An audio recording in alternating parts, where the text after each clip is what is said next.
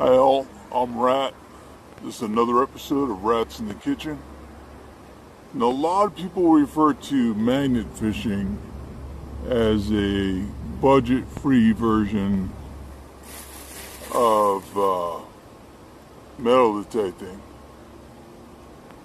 And that's true. It's much lower on the budget. You talk about $30 to $50 for a magnet as opposed to $300 or so for a metal detector.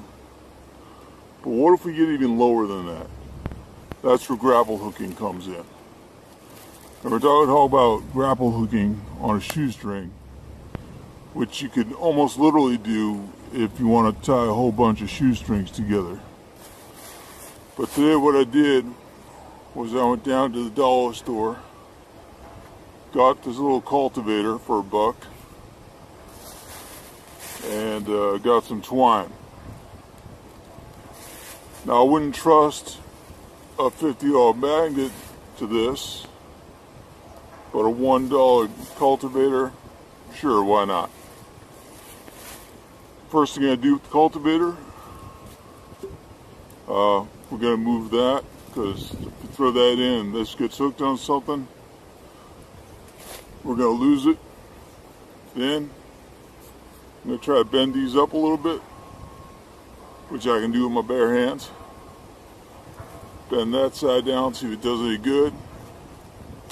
Now we got a little bit more of a hook look to it. And maybe pull those guys out to the side a little too.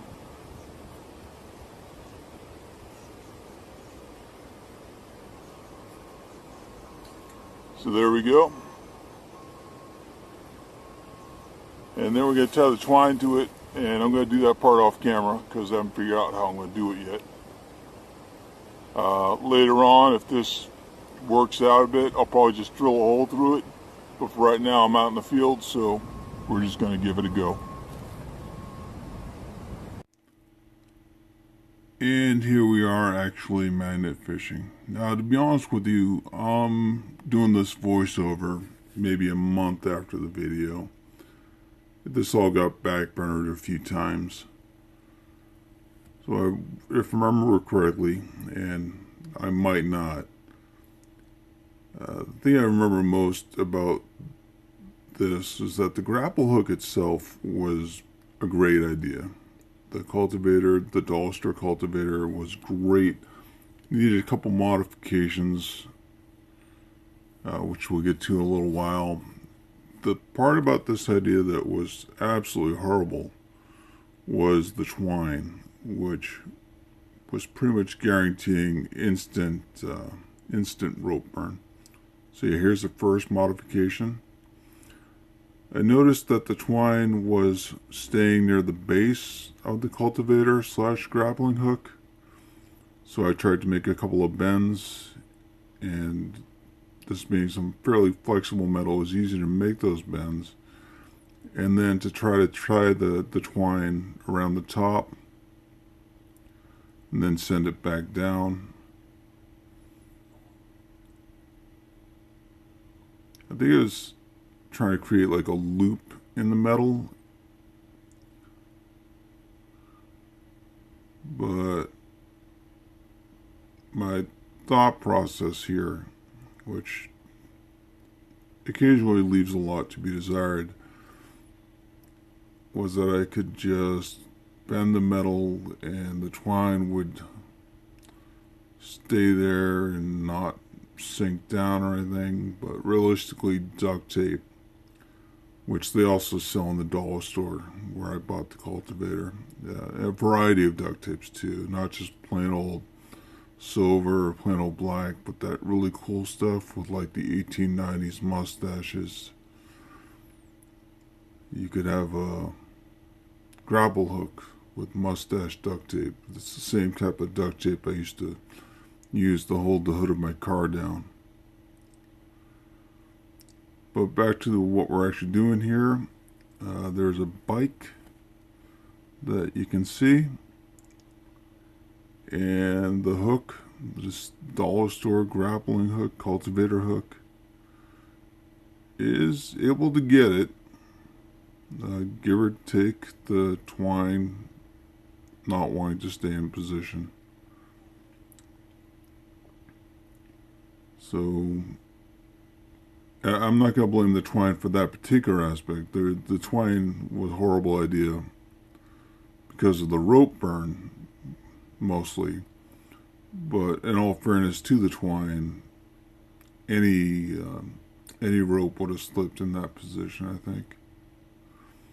There we are. We've got it hooked, and we're bringing it off to the side. And I'm killing my hands.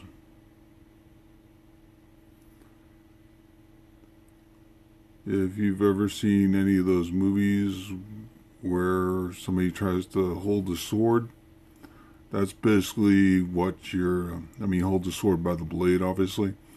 That's obviously where your hands are going to look like after trying to pull up a heavy object with twine. So making a few more modifications, try to get the metal formed into some sort of loop to keep the rope in place, twine in place. Trying to use the fence as leverage to pull it up. And that did not prevent my hands from hurting. So I'm pulling it up, trying to get it to drain a little bit. Pulling the bike off to the side. Killing my hands. It kills both hands equally. Really, the twine is not...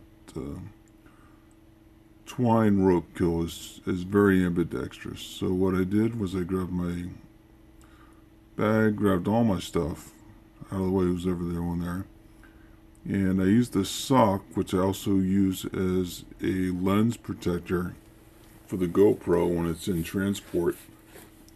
Unfortunately, I only had the one GoPro. It's not even a real GoPro, it's the knockoff version. But because there's only one of them, I only had the one lens cover, so only one hand got protected. As you can see there, I went with the left. They also sell gloves in dollar stores. So again, if you got to go this ultra cheap butt route, I'd say spend the whole $4 or $5. Get yourself the whole kit. Get yourself the grapple hook, the twine, or better yet, the clothesline. Clothesline you can probably also get for $1. So let's say, excuse me. Let's say you get a grapple hook, some clothesline, pair of gloves, and some duct tape. For $4, you get a pretty good setup. But I said to hell with it. Went home, got my magnet and my special ordered dishwashing gloves, and some military rope.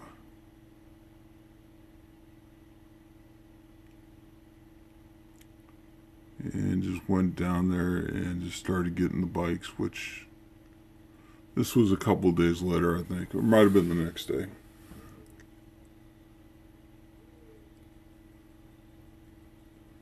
So I went back and got the bikes with the magnet. So grappling hook versus magnet. The grappling hook, a decent grapple hook, will get in there easily and pull things up more easily. But a magnet is much better for magnet fishing. So pulling it up, cleaning it up. That's another thing you never have to do with the grappling hook. Very rarely. Okay, you might have to clean up like a plastic bag or something, or a bit of cloth with a grappling hook. But not a whole lot. You don't have to get all the schmutz off like you do with the magnet. But there we go, and I think I finally hit the the gear center. And we got the bike. There's our first bike that we got that day. And if you look carefully, you can still see the grappling hook on there somewhere. Or at least the twine.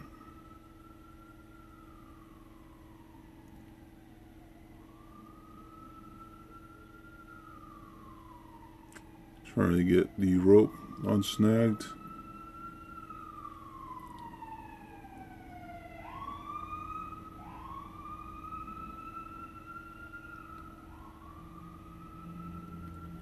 So we got that first bike.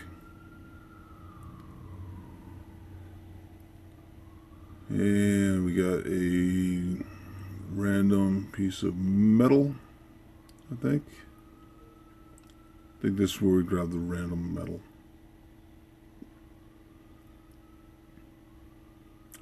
Oh no, wait, this is, it's where we almost get the hose.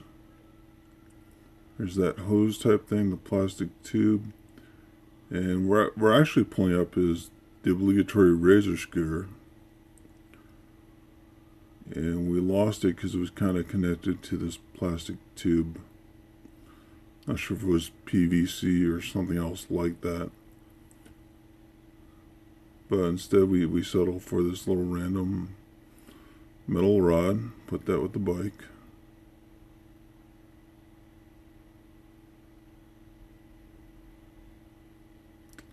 Go back down. Try to get the razor scooter.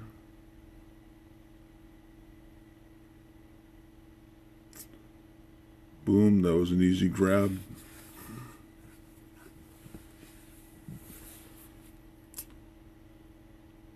Again, just grab it by the crotch, Trump style, as we decided, as we called it in another episode.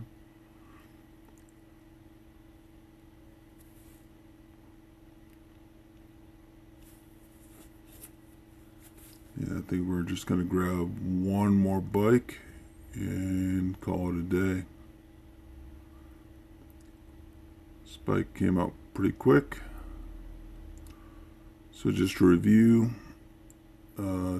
dollar store cultivator makes a good grappling hook. I'll go back to trying that idea. Twine makes a horrible rope. Magnets are the preferred tool for magnet fishing. So again, thank you for watching Rats in the Kitchen. I'm Rat, and there'll be another episode coming up real soon after this. I promise you. Thank you for watching. There's the hook.